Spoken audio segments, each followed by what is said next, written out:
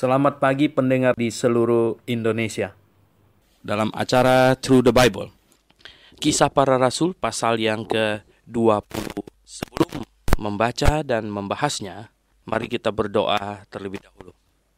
Bapa di sorga, kami mengucap syukur padamu atas kasih-Mu kepada kami. Bukan hanya menyelamatkan kami, memberikan firman untuk menuntun hidup kami. Itulah sebabnya Tuhan, kami tahu firman-Mu adalah penuntun hidup kami, maka kami mempelajarinya tiap-tiap hari. Bimbinglah kami Tuhan, biarlah akal budi yang Kau berikan pada kami dapat dimanfaatkan untuk mempelajari firman-Mu. Kami berdoa di dalam nama Tuhan Yesus Kristus.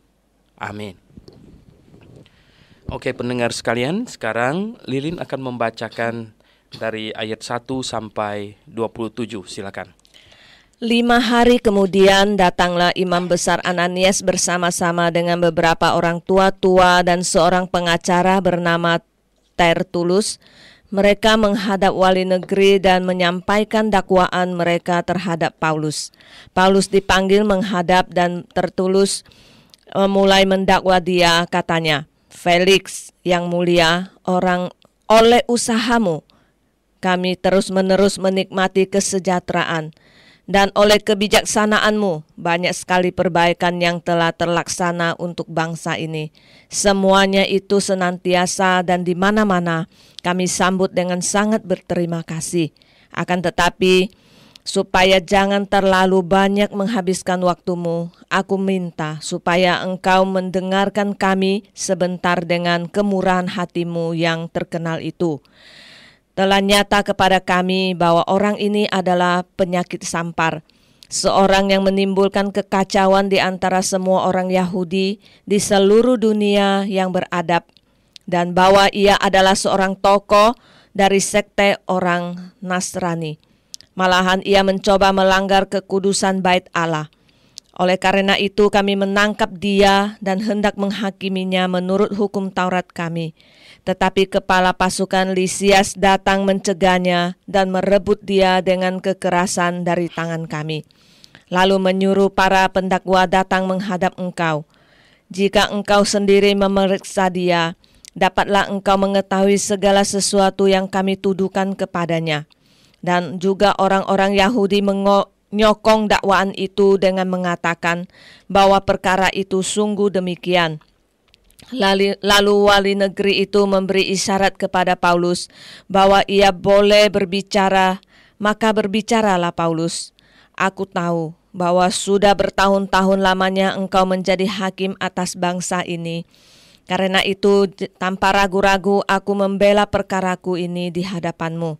Engkau dapat memastikan bahwa tidak lebih dari 12 hari yang lalu aku datang ke Yerusalem untuk beribadah, dan tidak pernah orang mendapati aku sedang bertengkar dengan seseorang atau mengadakan huru-hara baik di dalam bait Allah maupun di dalam rumah ibadat atau di tempat lain di kota. Dan mereka tidak dapat membuktikan kepadamu apa yang sekarang dituduhkan mereka kepada diriku. Tetapi aku mengakui kepadamu bahwa aku berbakti kepada Allah nenek moyang kami dengan menganut jalan Tuhan, yaitu jalan yang mereka sebut sekte. Aku percaya kepada segala sesuatu yang ada tertulis dalam hukum Taurat dan dalam kitab nabi-nabi. Aku menaruh pengharapan kepada Allah sama seperti mereka juga, bahwa akan ada kebangkitan semua orang mati, baik orang-orang yang benar maupun orang-orang yang tidak benar.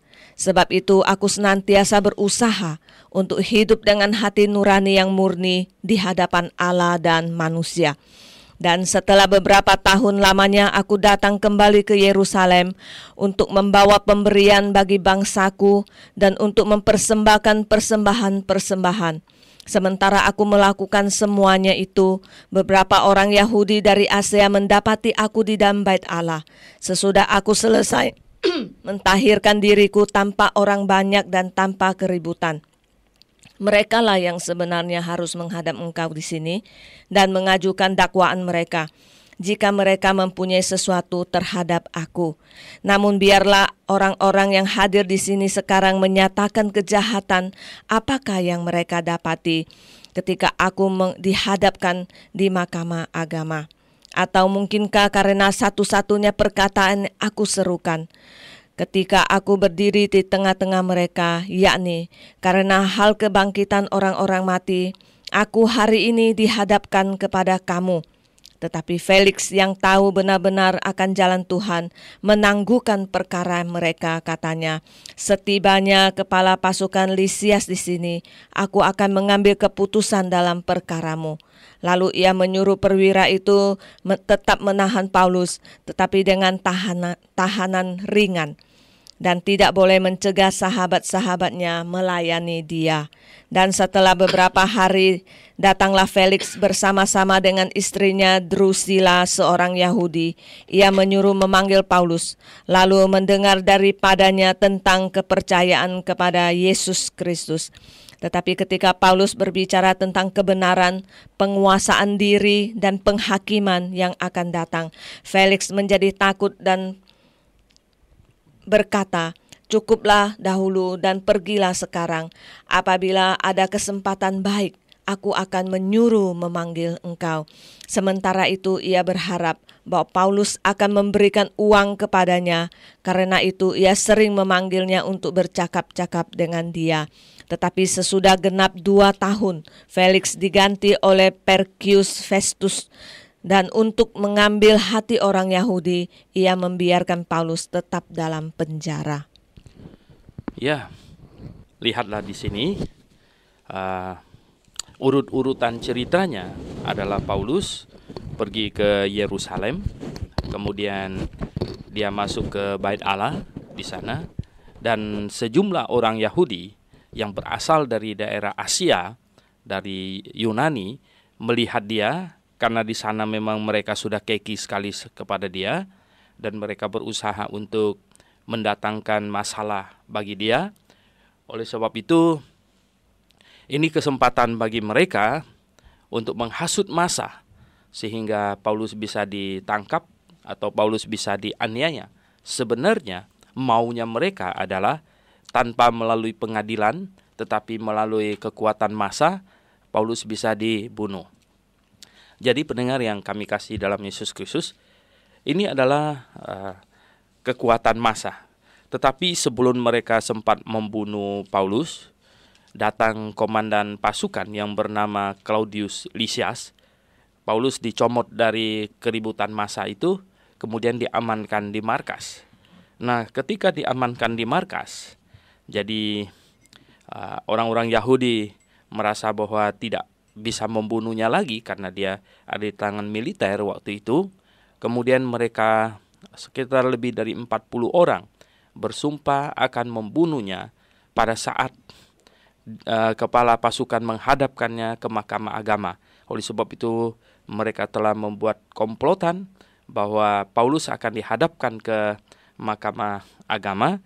Sementara itu mereka akan mencegatnya di tengah jalan untuk membunuhnya. Dan komplotan ini diketahui oleh keponakan dari Paulus, sehingga diberitahukan kepada komandan atau kepala pasukan Claudius Lysias. Dan Lysias membawa Paulus atau mengirim Paulus dengan pasukan penuh, mengirim dari Yerusalem ke Kaisarea. Nah, Kaisarea adalah ibu kota provinsi, ya. Ibu kota provinsi Yudea. Jadi di situ ada gubernur dari pemerintah penjajah, yaitu dari pemerintah Roma di situ. Nah, pendengar yang kami kasih dalam Yesus Kristus, di Kaisarea inilah Paulus ya sekarang ini ditahan. Nah, kemudian katanya sesudah Paulus tiba di Kaisarea 5 hari kemudian. 5 hari kemudian, ya berarti ya memang belum lama. Ya, 5 hari kemudian, nah datanglah imam besar Ananias ya bersama dengan beberapa orang ya tua-tua dan seorang pengacara yang bernama Tertulus. Nah, pendengar yang kami kasih dalam Yesus Kristus, mengapa? Karena kepala pasukan Lisias tidak mau tanggung resiko, dia lebih baik mengirim Paulus ke Kaisarea, karena di sanalah Paulus nanti akan diadili. Jadi dia terhindar dari segala kemungkinan resiko, sebab Paulus adalah seorang warga negara Rom. Kalau sampai dia membiarkan mereka membunuhnya, bisa jadi jabatannya dicopot sekurang-kurangnya. Namun sekarang setelah dia kirim Paulus kepada gubernur di Kaisarea, maka dia terlepas dari semua kemungkinan itu. Jadi kepala pasukan Lisias merasa dia sudah lepas, masalahnya sekarang ada di tangannya gubernur, ya.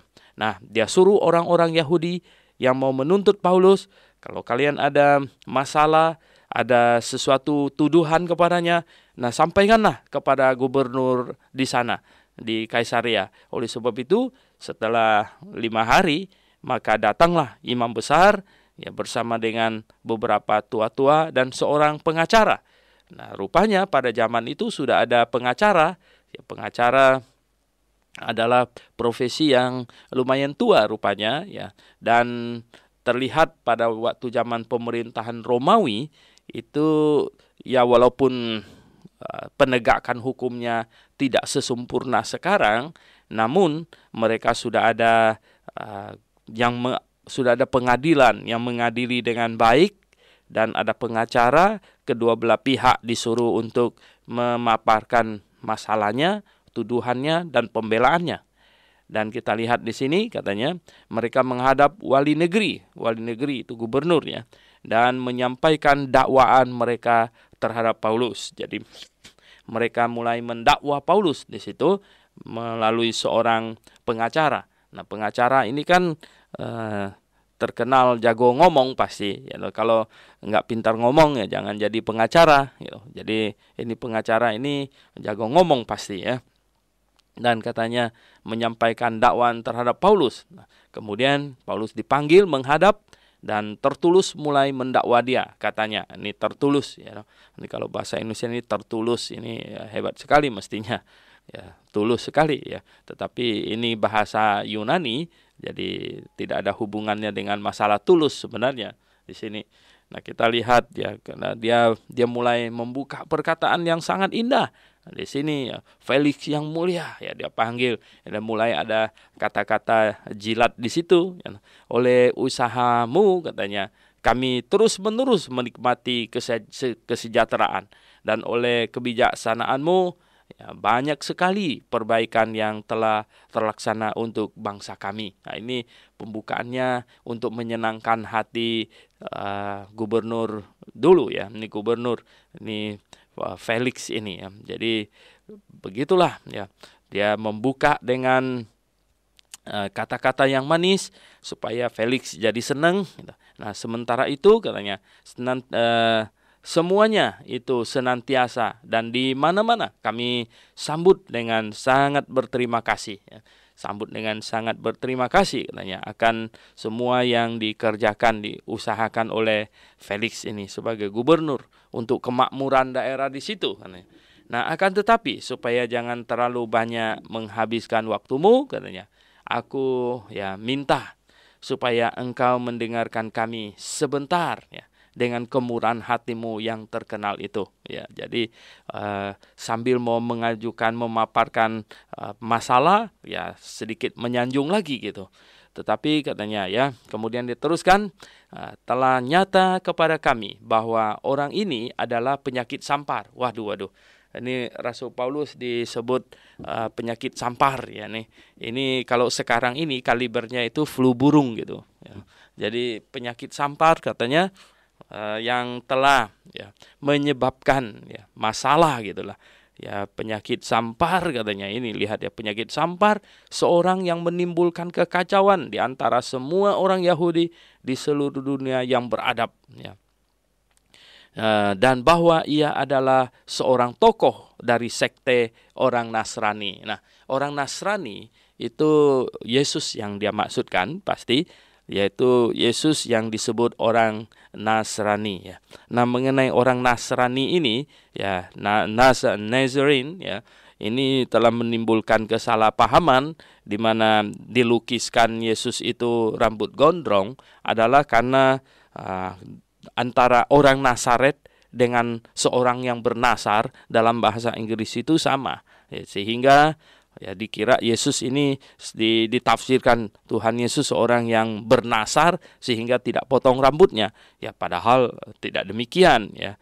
Tidak demikian. Bahkan orang bernasar pun ada batas waktunya, tidak selamanya berambut panjang gitu. Nah, ada kesalahpahaman. Oleh sebab itu, pendengar yang kami kasih dalam Yesus, jangan percaya bahwa Yesus itu rambut gondrong ya. Jangan percaya, itu tidak benar ya. Jadi yang di kalender itu bukan muka Tuhan Yesus ya. Itu muka siapa dah, nggak tahu gitu ya toh. Sembarangan lukis punya. Karena muka Tuhan Yesus tidak seperti itu. Di dalam Yesaya pasal 53 itu jelas sekali ayatnya 2 dikatakan ia tidak tampan dan semarak pun tidak ada padanya sehingga kita bisa menginginkannya. Jadi Tuhan Yesus waktu datang ke dalam dunia ini untuk mengenakan tubuh jasmani manusia, dia tidak mengenakan tubuh yang bagus, yang tampan gitu. Ya, mungkin dengan maksud supaya orang betul-betul ya memandang kepada kehidupannya, bukan memandang kepada postur dan wajahnya. Jadi pendengar yang kami kasih dalam Yesus Kristus, nah kita lihat ya di sini ya Paulus dituduh sebagai tokoh dari sekte orang Nasrani dan disebut sini penyakit sampar. Nah, apa yang dikerjakan oleh Rasul Paulus yang mereka anggap itu penyakit sampar? Jelas Rasul Paulus mengajarkan bahwa ya untuk masuk surga mereka tidak mungkin melalui menyembelih domba atau ya dengan tata cara ibadah simbolik perjanjian lama mereka tidak mungkin bisa masuk surga. Abraham, Musa, ya Adam semuanya masuk surga melalui berpercaya kepada juru selamat yang akan datang.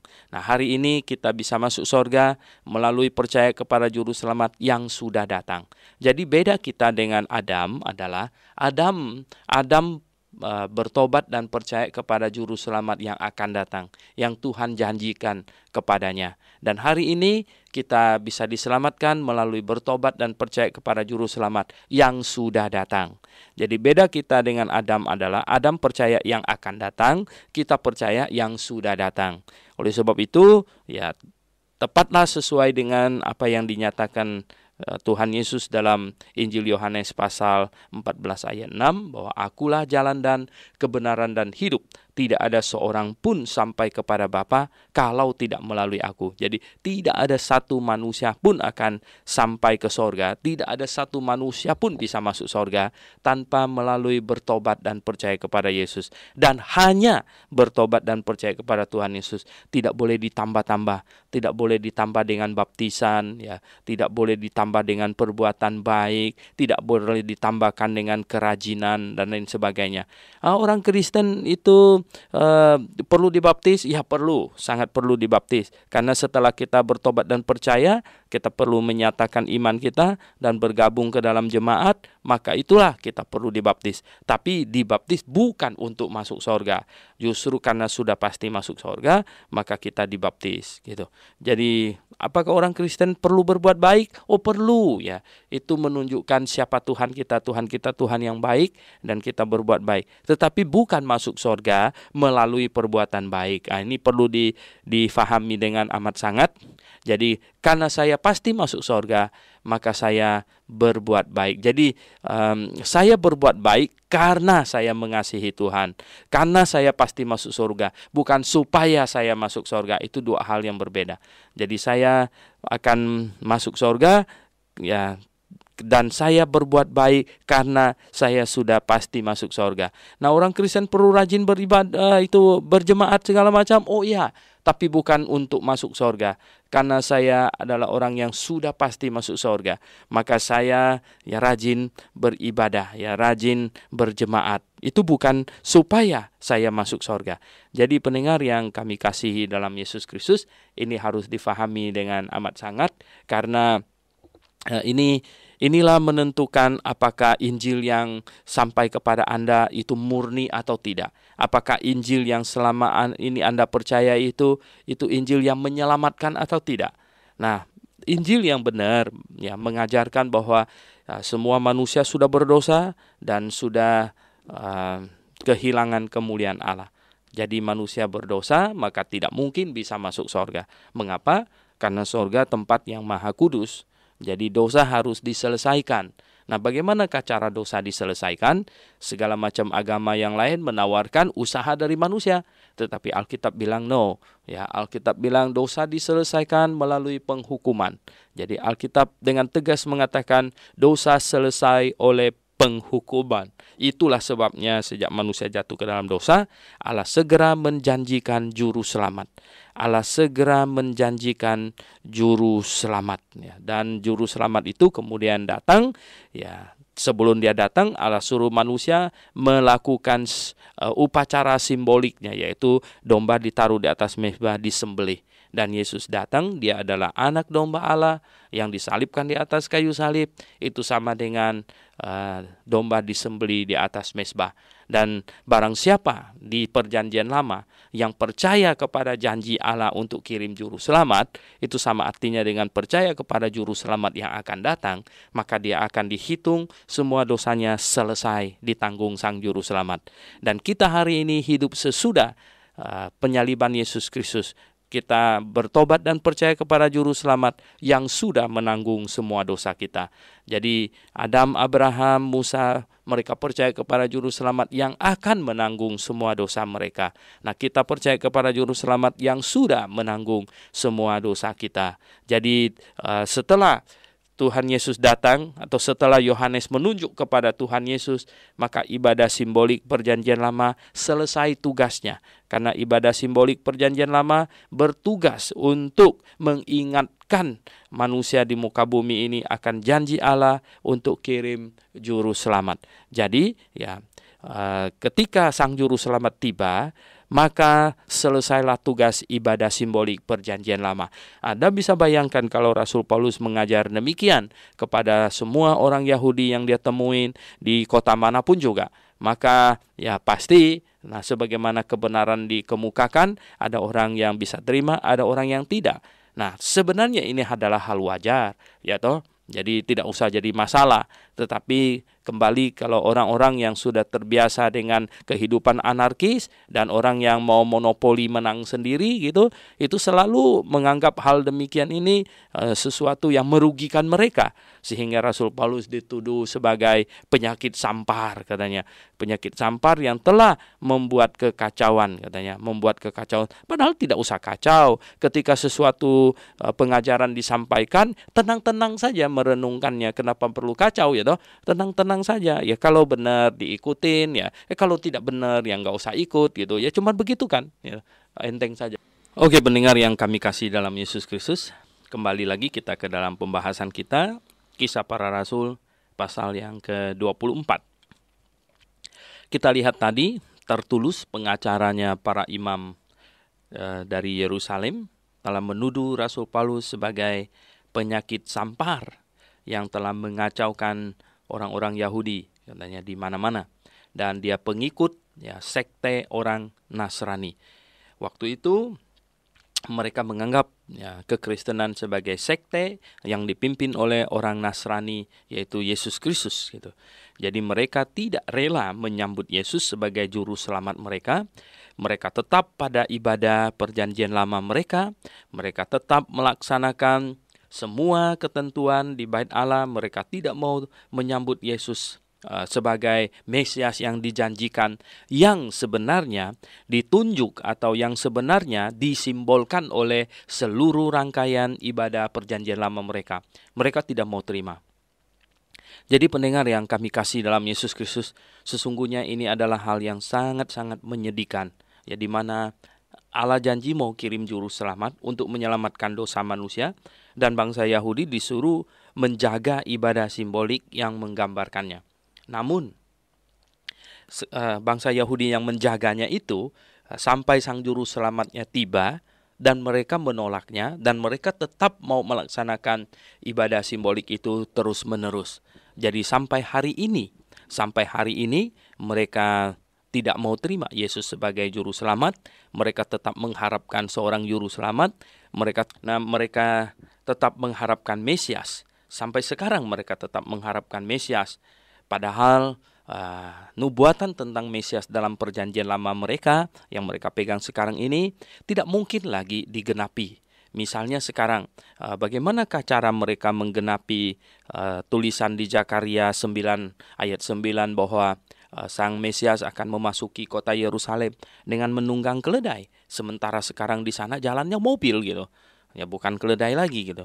Nah, waktu saya di Amerika tahun 93 ya, saya di sana saya membaca koran ya bahwa ada sekelompok orang Yahudi yang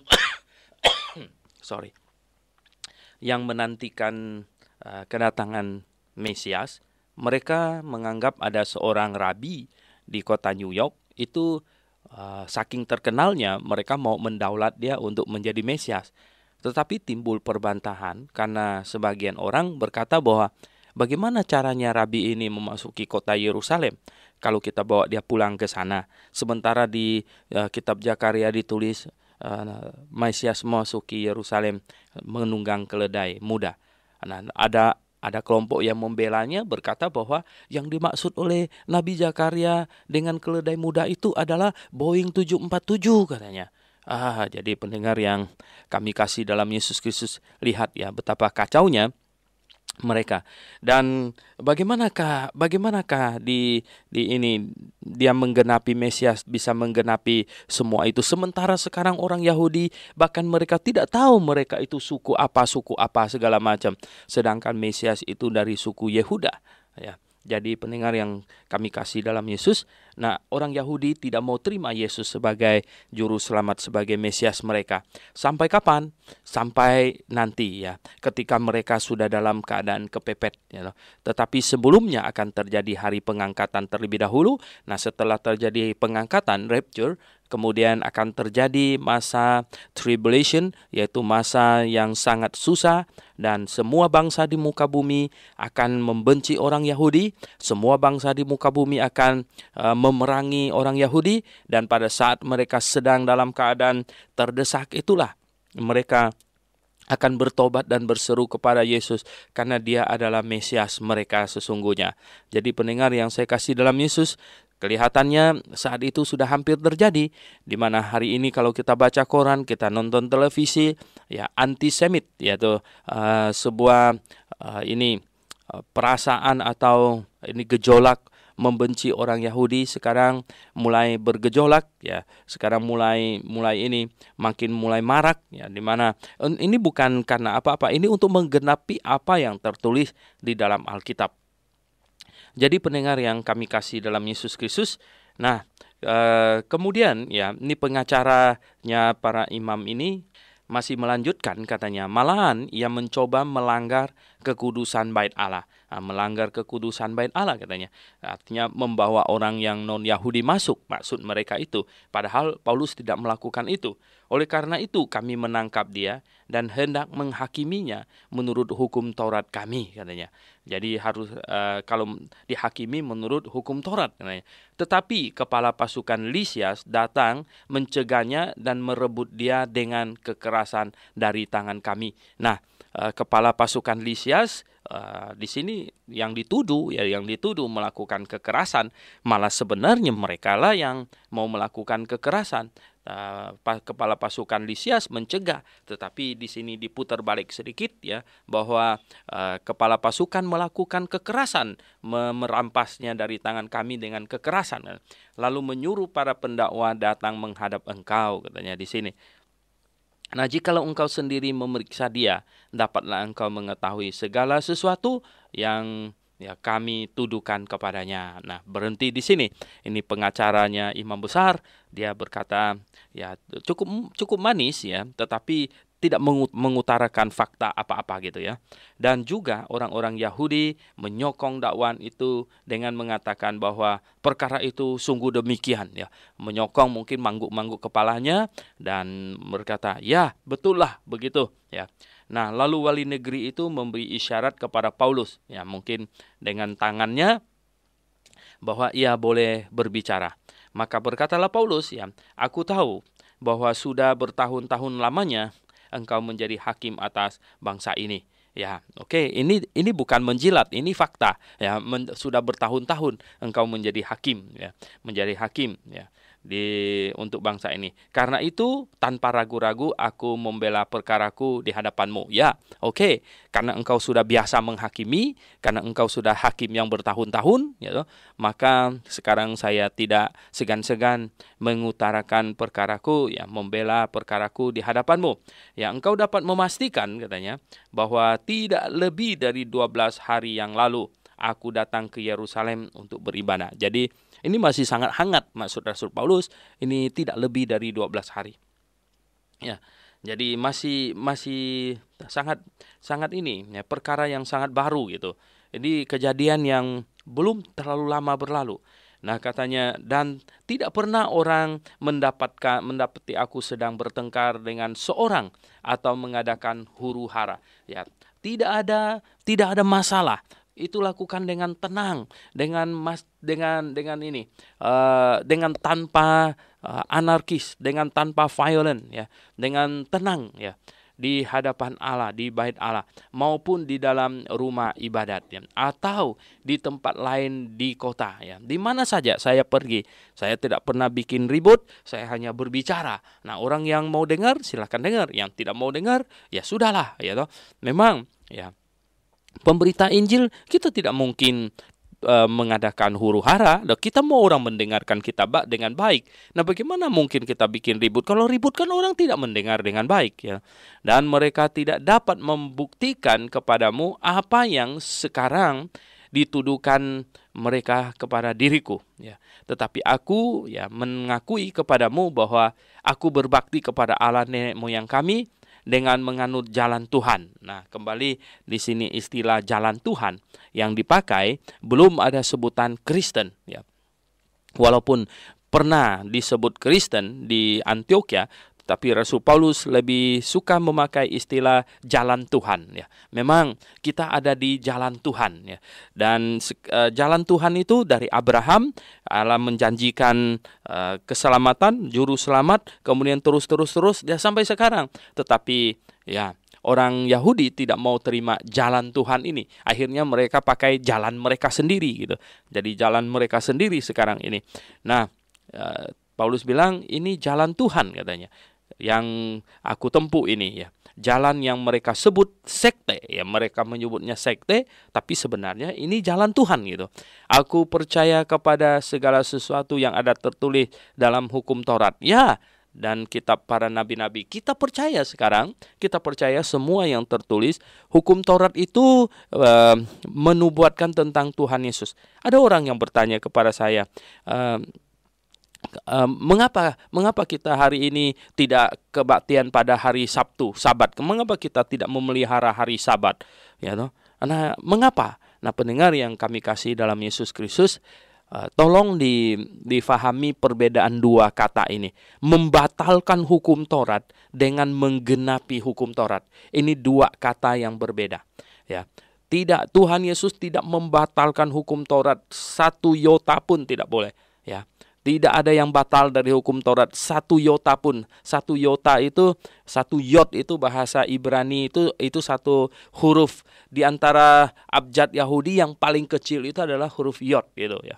Jadi yang satu huruf yod pun tidak akan dibatalkan, tetapi digenapi. Nah, dengar baik-baik, digenapi, ya. Digenapi artinya apa yang dinubuatkan oleh perjanjian lama, apa yang disimbolkan oleh semua upacara perjanjian lama, sekarang hakikatnya datang. Jadi pendengar yang kami kasih dalam Yesus Kristus, misalnya sekarang ini domba ditaruh di atas mezbah. Sambil mengaku dosa, pegang kepala domba itu disembelih. Itu apa maksudnya? Itu untuk menggambarkan apa? Itu untuk menggambarkan bahwa manusia punya dosa harus diselesaikan. Dosa hanya dapat diselesaikan dengan penghukuman.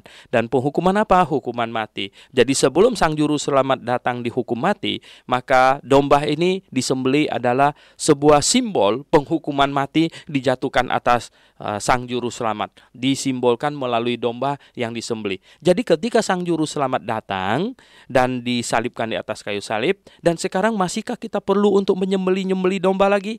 Ya boleh disembelih, tapi untuk dimakan gitu ya. Dibawa pulang dimakan, jadi itu kambing guling gitu ya, toh domba guling gitu, itu boleh gitu. Tetapi bukan untuk upacara penebusan dosa lagi, bukan. Karena Sang Juru Selamat yang menanggung dosa seisi dunia sudah datang. Jadi digenapi, sekali lagi, bukan dibatalkan. Ya, ini dua hal yang berbeda. Ya, menggenapi hukum Taurat dengan membatalkan hukum Taurat itu dua hal yang berbeda. Nah, karena digenapi, Sang Juru Selamat datang digenapi, maka seluruh rangkaian ibadah simbolik Perjanjian Lama selesai tugasnya. Sehingga dulu kalau menghormati Allah disuruh menghormati hari Sabat, sekarang kita menghormati Allah dengan langsung dengan hati kita. Jadi nama Allah, nama Yehova itu simbol ya. Itu simbol, sekali lagi itu simbol ya. Itu adalah paket ibadah simbolik. Paket ibadah simbolik. Nah, setelah Tuhan Yesus datang sekarang ini, kita ada di dalam ibadah hakikat. Jadi bukan lagi ibadah simbolik, tapi sekarang kita di dalam ibadah hakikat. Nah, oleh sebab itu hari ini kita bukan menyembah dengan badan kita, tapi kita menyembah dengan hati kita. Jadi pendengar yang saya kasih dalam Yesus Kristus, kita tidak menyembah Tuhan dengan badan kita lagi, tapi kita menyembah Tuhan dengan hati kita. Nah, itulah sebabnya hari ini kita tidak menyembah simbol. Kalau kita menyembah simbol, kita menyembah dengan badan kita. Ya, kita menyembah hari, ya, kita menguduskan hari itu, kita nama, ya, menguduskan nama itu. Tetapi sekarang di dalam ibadah hakikat, kita menyembah hati dengan hati kita, bukan dengan badan kita. Oleh sebab itu kita menguduskan Tuhan dengan hati kita, sikap hati kita. Jadi ibadah hakikat sekarang ini terlepas dari kungkungan sikap tubuh, terlepas dari kungkungan waktu, terlepas dari kungkungan tempat. Jadi sekarang ibadah yang dilaksanakan dengan hati. Ini menggenapkan hukum Taurat. Bukan membatalkan hukum Taurat. Nah, dengar baik-baik ya. Jadi kita tidak pernah membatalkan hukum Taurat, tetapi kita menggenapkan hukum Taurat. Oleh sebab itu, ya, yang penting sekarang adalah hati kita, sikap hati kita. Nah, mengapa saya katakan ini nama Yehova itu adalah paket ibadah simbolik? Ya, karena di dalam kitab Perjanjian Baru itu nama Yehova tidak disebut lagi. Tidak disebut karena itu adalah paket ibadah simbolik di Perjanjian Lama, sama dengan hari Sabat ya, semuanya itu ya, itu paket ibadah simbolik, sama dengan tidak boleh makan babi dan lain sebagainya, itu paket ibadah simbolik. Di Perjanjian Baru kita sekarang tinggalkan semua itu, kita menyembah Allah, beribadah dengan hati kita dan secara hakikat. Jadi pendengar yang kami kasih dalam Yesus Kristus, itulah sebabnya kitab Perjanjian Baru tidak menulis pakai nama Yehova, karena itu adalah paket ibadah simboliknya yang Tuhan perintahkan kepada bangsa Yahudi. Nah, ada kelompok sekarang ini yang agak ngaco ya, lalu mereka ngotot bahwa kata Allah harus diganti dengan Yehova dan lain sebagainya. Nah, ketika kita paparkan kepada mereka, lihat di kitab Perjanjian Baru Yehova tidak dipakai nama itu ya, tidak dipakai. Lalu mereka berkata apa? Lalu sekarang mereka cari-cari, lalu mereka mengajarkan, kitab Perjanjian Baru yang benar itu naskahnya itu ditulis dalam bahasa Ibrani. Kita bilang nggak pernah dengar di dalam sejarah begitu. Ada, sudah ditemukan baru belakangan ini. Itu ngaco sekali ya. Ngaconya bukan main ya. Nggak ada ya. Tidak ada ditemukan itu kitab Perjanjian Baru yang tertulis dalam bahasa Ibrani, karena Tuhan menulis kitab Perjanjian Baru dalam bahasa Yunani, bahasa yang paling tepat, bahasa yang precise ya, bahasa yang memiliki vocab yang sangat banyak. Bahasa Ibrani itu adalah memiliki vocab yang sangat sedikit sehingga luas. Satu kata bisa mempunyai banyak arti. Nah, kalau itu dipakai untuk menulis kitab Perjanjian Baru, maka hari ini ajaran sesatnya akan banyak sekali, akan jauh-jauh lebih banyak dari yang ada sekarang ini. Jadi pendengar yang kami kasih dalam Yesus Kristus, kita lihat ya, Ini sudah dinyatakan di sini ya, bahwa jalan Tuhan yang Paulus ajarkan itu. Nah, bukan yang diikutin atau yang dipegang oleh orang-orang yang memelihara bait Allah itu sebenarnya. Nah, katanya di sini, yaitu jalan yang mereka sebut sekte. Aku percaya kepada segala sesuatu yang ada tertulis dalam hukum Taurat dan kitab para nabi. Benar, ya kita percaya. Dan kita percaya bahwa nubuatan para nabi digenapi. Ya, apa-apa yang tertulis dalam hukum Taurat mengenai ibadah simbolik digenapi dengan baik. Ya, sekali lagi, bedakan kata digenapi dengan dibatalkan. Ya. Dibatalkan itu artinya nggak jadi. Digenapi itu artinya apa yang dikatakan itu tergenapi. Ya. Aku menaruh pengharapan kepada Allah sama seperti mereka juga, kata Rasul Paulus ya, bahwa akan ada ya kebangkitan semua orang mati, baik orang yang benar maupun orang yang tidak benar. Oh ya betul, semuanya akan dibangkitkan ya. Itu akan kebangkitan. Orang yang benar akan dibangkitkan, orang yang tidak benar akan dibangkitkan. Cuman beda, yang satunya dikasih hadiah, satunya dihukum gitu. Nah, sebab itu aku senantiasa berusaha untuk hidup dengan hati nurani yang murni di hadapan Allah dan manusia. Nah, utamanya adalah kita hidup dengan hati nurani yang murni. Nah, orang yang hidup dengan hati nurani yang murni nggak mungkin mau bunuh orang. Ya, orang yang hidup dengan hati nurani yang murni tidak mungkin ada terbesit di dalam pikirannya mau melakukan kekerasan, mau menghabisin orang dan lain sebagainya. Orang yang hidup dengan hati nurani yang murni bahkan tidak benci siapa-siapa gitu. Jadi ya kita tidak benci siapa-siapa ya. Orang lain mau mengajarkan ajaran yang sesat, ya kita senyum-senyum, kita lihat ya toh. Kalau orang tanya kita pendapat kita itu bagaimana tentang itu, ya kita katakan terus terang itu salah ya, itu salah. Kita tidak boleh jadi bunglon juga ya. Ke sini hinggap di pohon hijau kita jadi hijau gitu, hinggap di pohon coklat warnanya coklat gitu ya, semuanya itu tidak boleh. Ya kita dengan tegas, tetapi kita dengan hati nurani yang murni.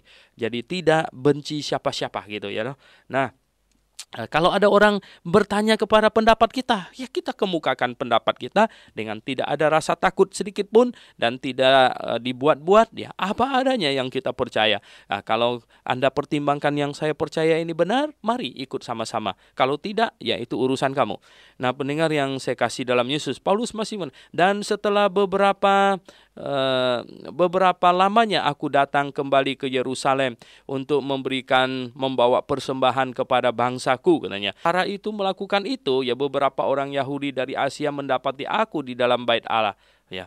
Sesudah aku selesai mentahirkan diriku ya. Nah, ini ya padahal belum selesai sih ya. Maksud Paulus itu di ujungnya ya, hampir selesai gitu ya. Tapi persembahannya kan belum dilaksanakan katanya. Nah, tanpa orang banyak dan tanpa keributan. Maksud Paulus itu acaranya berjalan dengan baik gitu.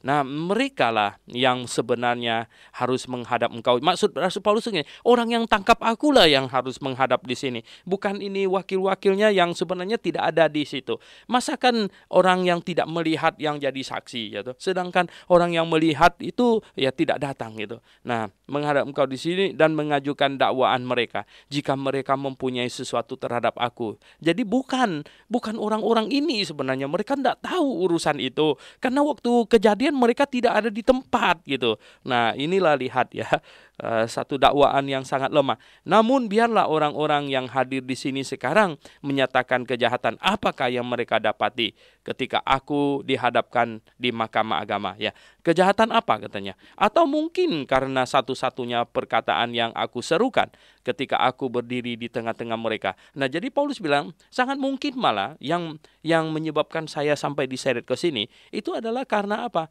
Karena aku berseru bahwa aku percaya kepada kebangkitan orang-orang mati. Kalau karena itu masalahnya, ya mereka percaya begitu juga, aku juga percaya begitu, gitu. Sama-sama gitu. Tetapi Felix yang tahu benar-benar akan jalan Tuhan. Nah, ini ada perkataan Felix yang tahu benar-benar akan jalan Tuhan, berarti Felix yang mengenal kekristenan dengan baik, yang menangguhkan perkara mereka katanya. Setibanya kepala pasukan Lisias di sini, aku akan mengambil keputusan dalam perkaramu, katanya. Aku akan ambil keputusan ini kalau itu kepala pasukan Lisias datang, di sini, katanya. Nah, lalu ia menyuruh perwira itu tetap menahan Paulus, ya. tetapi dengan tahanan ringan ya. Jadi Paulus tetap ditahan tapi dengan tahanan ringan dan tidak boleh mencegah sahabat-sahabatnya melayaninya. Ya, pasti mereka semuanya datang di situ. Di Kaisaria ada jemaat, mereka datang ya di situ. Nah, kita tidak tahu mengapa Cornelius sudah tidak ada di situ. Sangat mungkin dia sudah dipindahkan. Memang di militer itu pindah sana pindah sini ya. Padahal sekian tahun yang lalu itu ada komandan pasukan di situ yang namanya Cornelius yang sudah diselamatkan oleh ini Petrus ya. Nah, di sini dikatakan Felix mengenal jalan Tuhan, sangat mungkin dia bertemu dengan Cornelius dan berinteraksi dengan Cornelius ya, sehingga dia tahu Cornelius juga seorang Kristen gitu, sehingga Felix ini tidak berani gegabah ya. Dia tahu ya banyak orang pembesar-pembesar juga sudah menjadi orang Kristen, jadi dia perlu berhati-hati ya. Nah, kemudian ayat 24, dan setelah beberapa hari datanglah Felix bersama-sama dengan istrinya Drusilla. Istri Felix itu ya rupanya orang Yahudi yang menyuruh memanggil Paulus lalu mendengar daripadanya tentang kepercayaan kepada Yesus Kristus. Nah, rupanya Felix sekarang ini pikir, nah mengapa saya tidak dengar sekarang dari first hand saja ya toh, dari ini orang pertama yang memberitakan Injil ini. Tetapi ketika Paulus berbicara tentang kebenaran ya, nah kebenaran, penguasaan diri dan penghakiman yang akan datang, Felix menjadi takut ya. Felix jadi takut. Ya biasalah ya. Orang kalau percaya Yesus dibilang akan jadi kaya, akan dapat berkat. Ya semua orang juga mau gitu. Semua orang juga mau. Jadi orang Kristen percaya Yesus akan sebentar tidak lama akan jadi konglomerat gitu. Ya semua orang juga mau gitu. Semua orang juga mau. Tetapi di sini Rasul Paulus kasih tahu kebenaran. Kebenaran itu kadang-kadang menyakitkan. Kebenaran itu bisa jadi merugikan. Tetapi sekali lagi, apakah engkau berpihak pada kebenaran atau mau cari keuntungan jasmani, materi, duniawi? Nah, apalagi Paulus berbicara tentang penguasaan diri ya. Orang mau percaya kepada Tuhan tanpa penguasaan diri, bagaimana bisa begitu ya? Bagaimana bisa ya? Orang mau percaya Tuhan harus ada penguasaan diri supaya jangan sembarangan ya. Jangan sembarangan, dan penghakiman yang akan datang. Jadi penghakiman yang akan datang. Mengapa kita mau hidup baik di muka bumi ini? Karena kita percaya akan penghakiman yang akan datang.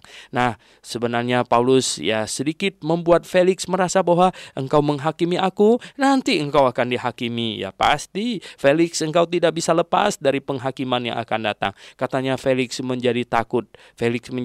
Ya pantas dia menjadi takut ya, karena dosanya lumayan banyak juga ya. Dan lagi pula katanya ya, dia ini katanya ini di sini ya, cukup sekian dulu katanya. Ya pergilah sekarang. Apabila ada kesempatan baik, aku akan menyuruh memanggil engkau. Habislah kesempatan bagi Felix ya. Mungkin Felix tidak panggil-panggil lagi karena dia takut, dan Felix sekarang ada di neraka. Heran ya, mengapa dia takut kebenaran, tidak takut masuk ke dalam neraka. Ini kadang-kadang ada hal yang sungguh-sungguh ya tidak masuk di akal. Orang kok bisa takut menghadapi kebenaran, tidak berani datang sujud ya, takluk kepada kebenaran, melainkan dia lebih berani pergi ke neraka daripada datang kepada kebenaran. Ini aneh sungguh. Nah, sementara itu katanya ia berharap bahwa Paulus akan memberikan uang kepadanya, mau supaya Paulus bisa nyogok dia. Pendengar yang kami kasih dalam Yesus Kristus ya, dari zaman dahulu sampai zaman sekarang ada di mana-mana penegak hukum ya, selalu ya penegak hukum selalu ini ya menunggu-nunggu supaya ini supaya apa ya, orang-orang datang kepadanya kasih duit segala macam. Dia nggak minta, tetapi ini perkaranya ditahan sana tahan sini. Pokoknya orangnya dibikin susah ya supaya orang kasih duit kepadanya. Nah, kena Rasul Paulus ini model yang ini pasang badan ya. Oke, pokoknya nggak kasih. Karena itu ia sering memanggilnya untuk bercakap-cakap dengan dia. Memanggilnya bercakap-cakap, ya oke, Paulus ya sampaikan Injil saja. Nah, pendengar yang saya kasih dalam Yesus Kristus, kita lihat katanya ya. Ternyata Paulus ya tetap ditahan di situ katanya. Tetap ditahan ya. Tetapi sesudah genap 2 tahun. Ditahan 2 tahun ya, perkaranya enggak diurus loh. Pendengar yang kami kasih dalam Yesus Kristus. Nah, kalau tidak ada pengadilan akhir nanti di hadapan Allah, maka kita akan menuntut pengadilan di mana? menuntut keadilan di mana. Pendengar yang saya kasih dalam Yesus, untunglah ya Allah janji akan mengadili semua orang-orang yang mengadili orang juga di muka bumi ini. Karena 2 tahun Paulus dibiarkan begitu. Felix digantikan oleh Perkius Festus, dan ini Perkius Festus ini katanya ia membiarkan Paulus tetap di dalam penjara ya. Jadi sekarang malah sampai ganti gubernur gitu.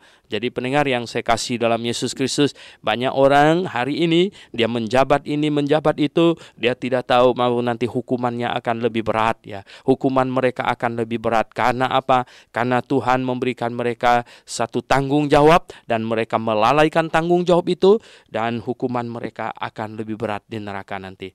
Oke pendengar yang saya kasih dalam Yesus Kristus, kita sampai di sini pembahasan kita. Mari kita berdoa. Bapa di sorga, terima kasih untuk catatan firman-Mu, sehingga kami tahu betapa menderitanya Rasul Paulus memberitakan Injil pada mula-mula Injil disebarkan.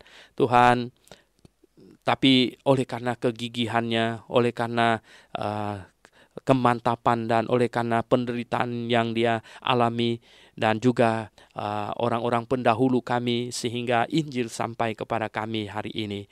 Terima kasih Tuhan, kiranya Engkau beri kekuatan kepada kami juga, supaya di generasi kami ini, kami bertanggung jawab, kami bisa mengestafetkan Injil kepada generasi berikut, sehingga Injil tetap ada sampai Engkau datang. Kami berdoa dalam nama Tuhan Yesus Kristus. Kami juga berdoa Bapa di sorga ya untuk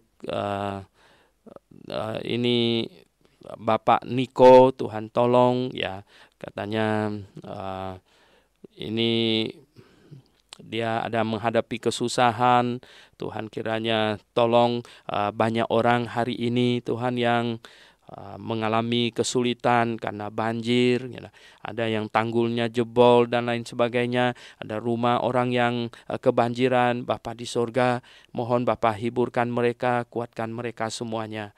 Kami sungguh mohon Tuhan pimpin, hiburkan saudara-saudara yang mengalami kesusahan oleh karena hujan dan banjir ini. Dalam nama Tuhan Yesus kami berdoa. Amin.